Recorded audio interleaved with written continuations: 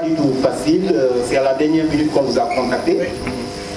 Mais là, ça me permet tout simplement d'aborder un sujet que je discute tout le temps avec les étudiants. Je l'ai dit, quand vous êtes à l'école, créez votre réseau. Donc vous êtes présent là à travers mon réseau. Et ce réseau, je l'ai créé à partir de l'école. Je l'ai créé depuis le lycée, je l'ai créé depuis l'université et je continue à le créer dans le milieu professionnel. Et donc tout le temps, c'est ce que je dis aux étudiants. Quand vous êtes à l'école, ne vous mettez pas dans votre coin. Soyez ouverts, discutez, partagez, ça va vous servir. Je l'ai dit, des fois il m'arrive de vous placer quelque part, un stage. Mais c'est à travers mes réseaux. C'est pas d'une manière formelle. C'est pas d'une manière formelle. Mais on a eu à vivre des moments. Il y a une certaine confiance mutuelle entre nous, de telle sorte, chacun d'entre nous essaie d'aider l'autre dans soi. Et ça, en fait, je le dis aux étudiants, créez votre réseau. Et là, tout le temps, je le dis dans la formation, moi, jusqu'à présent, je n'arrête pas d'étudier. Je n'arrête pas d'étudier. Je continue d'étudier. Et tout le temps, je suis un éternel étudiant. Et là, quand je vois, en fait, en quelqu'un qu'il a quelque chose de plus que moi, je m'approche de cette personne pour m'enrichir. Tout le temps, je dis aux étudiants, soyez humbles. Soyez humbles et modestes. Je le donne tout simplement un exemple que j'avais dit à un taximan qui me dit toi, tout le temps tu devais prendre un taxi. Je dis, c'est pas parce que je peux le faire que je dois le faire. C'est important. C'est pas parce que je peux le faire que je dois le faire. Non. Sinon, si on fonctionne ainsi, on revient en certain moment, il y a cette modestie qu'on perd. Alors, parce que je le dis, il n'y a rien que j'ai de plus que ces gens qui prennent ces transports en commun. Donc soyez modestes. Tout le temps, en fait, quand vous voyez, je ne suis pas, j'aime pas travailler entre quatre murs. J'aime être au contact de mes étudiants, parler avec eux. Parce qu'en fait, quand il y a cette formalité où ils viennent toc, il y aura cette formalité et là, ça ne va pas me permettre de savoir de quoi souffrent mes étudiants. En fait, pour mes étudiants, je suis tout pour eux. Et là, en inbox, je vois qu'il y a quelque chose, j'essaie de voir comment je peux t'aider.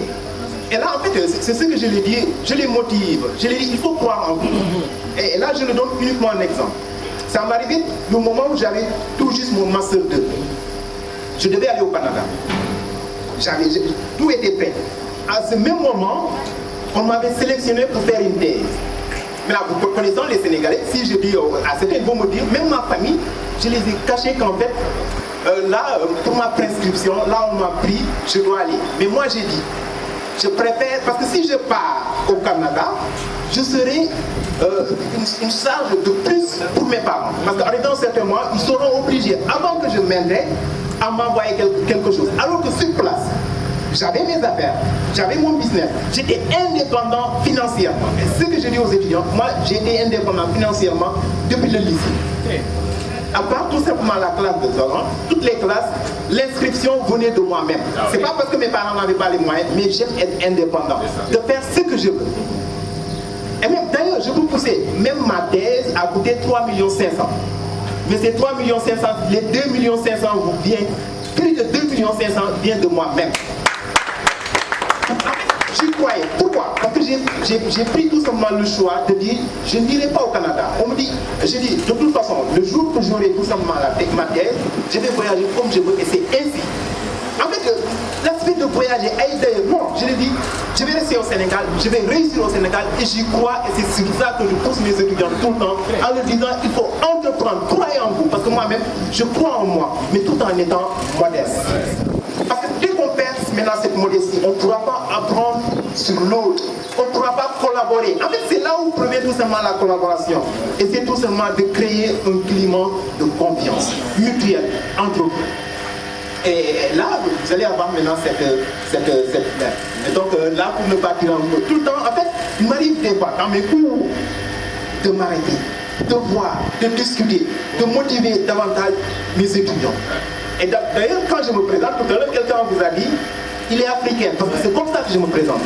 Je ne suis pas sénégalais, c'est ce que je lui dis, je suis africain. Je suis africain parce que je crois en Afrique. Je crois au Sénégal. Et je crois que c'est toujours possible de rester au Sénégal et de réussir au Sénégal. Moi, j'y crois. J'y crois et en fait, ça a toujours été mon combat personnel. Je pouvais, et jusqu'à présent, des fois, il y a des opportunités de quitter le Sénégal. Parce qu'en fait, j'ai toujours dit, c'est fuite des cerveaux. Tu ne peux pas en fait combattre ça. J'ai dit, au début, ça sera difficile, mais il faut qu'on reste pour notre pays. Il faut qu'on reste, qu'on partage ce peu qu'on a avec la jeunesse, ce peu qu'on a avec maintenant cette jeunesse. Et quand je vous vois en face de moi, je suis content. Parce que je m'identifie en vous. C'est ce combat que j'ai toujours mené. Moi, en fait, l'argent ne m'anime pas. C'est tout ce que je dis. L'argent ne m'anime pas parce que je sais comment faire pour l'avoir. Dans mes relations vis-à-vis avec les autres, je ne mets pas en avant l'argent. C'est l'aspect relationnel. Ce que je mets en avant d'abord, avant l'argent. Parce que ça vient après. Ça vient après. Et d'ailleurs, là, quand on met en avant maintenant cet aspect relationnel, mais le reste, ça vient. Et tout le temps, j'insiste sur cet aspect maintenant de réseau. On n'a pas le temps et on ne doit pas avoir le temps. Des fois, eux, ça les étonne par rapport à mes occupations. Comment je paye? Qu'est-ce qu'ils me disent? Docteur, ça, toujours occupé. Mais quand ils ont besoin de moi, je suis toujours sur place.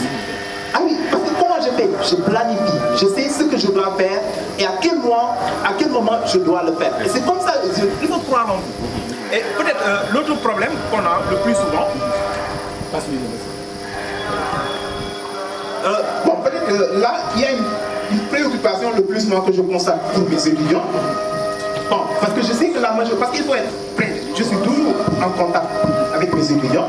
Et avec cet aspect financier, ce que vous avez parfaitement raison. La majeure partie de ces étudiants que vous voyez, ils sont au niveau des centres d'appel. En fait, et là, il y a quelque chose, en fait. Il y a l'argent, oui, ils gagnent de l'argent, ça va leur permettre de payer leur formation. Mais ils vont manquer de compétences. Ils vont manquer de compétences. Parce qu'ils vont manquer cet aspect maintenant formation. Je lui disais, oui, quand j'étais étudiant, je travaille. Mais je lui dis, je travaille à partir tout simplement de mon master 2. Oui, je lui dis, un étudiant de licence, oui. Oui, travailler, c'est pas évident. Parce qu'il y a quelque chose en fait qui vous manque. Cherchez d'abord la connaissance. Il faut acquérir cette connaissance. Et après, même si vous travaillez, parce qu'il y a certains de ces jobs, je suis en train de faire une réflexion là-dessus. Comment faire en fait pour les aider, pour qu'ils puissent eux-mêmes subvenir à leurs besoins, sans pourtant être au niveau de ces centres d'appel et être tout le temps à l'école, parce qu'ils sont venus au Sénégal pour apprendre. Ils ne sont pas venus au Sénégal pour être au niveau de ces centres d'appel où ils travaillent comme des esclaves. Je le dis, comme des esclaves, parce que quand je regarde la rémunération, par rapport tout simplement au temps de travail, ils n'ont même pas le temps d'apprendre. Et ça se voit sur leur note. Et ces jeunes, en fait, peut-être vous pouvez partager ça avec eux, comment faire en fait, quelle autre solution ils peuvent trouver par rapport tout simplement, parce que je sais, la majeure partie du temps, eux sont confrontés à des problèmes financiers. Et c'est normal, nous sommes en temps de crise. Et là, ils sont obligés d'aller dans ces centres d'appel. Et là, il y a quelque chose qui va leur manquer par rapport tout simplement à leur formation. Parce que même moi, quand je le faisais, quand je reviens, la première des choses de faire, c'est quoi? C'est de rattraper tout ce que j'ai fait. Je ne ratais pas d'examen. Je ne ratais pas de devoir. Mais je travaillais et pourtant j'étais toujours parmi les premiers. Parce que je maximisais tout simplement mon temps. Je ne perds pas mon temps. Je ne parle pas de personne. Je n'ai pas le temps de parler tout simplement de personnes. Je lui dis, des fois, je ne suis même pas les matchs. Parce que je n'ai pas ce temps. Je lui dis, je ne suis pas. Parce que je lui dis, comment suivre tout simplement des matchs, des gens qui travaillent, et toi qui les regardes en train de travailler. Allez, donc les garçons, il ne faut pas applaudir.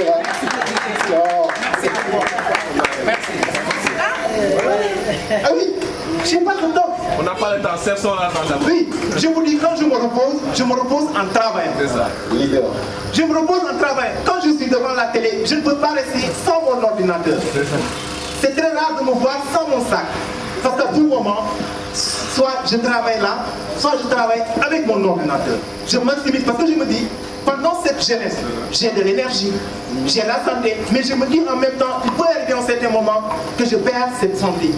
Que maintenant que je perds cette énergie, pendant que j'ai cette énergie, je le maximise le maximum possible. Comme ça, quand tout simplement ce moment de la vache mec va arriver, je pourrai subvenir maintenant à mes besoins. Et ça, en fait, c'est bon, on le partage maintenant avec les jeunes.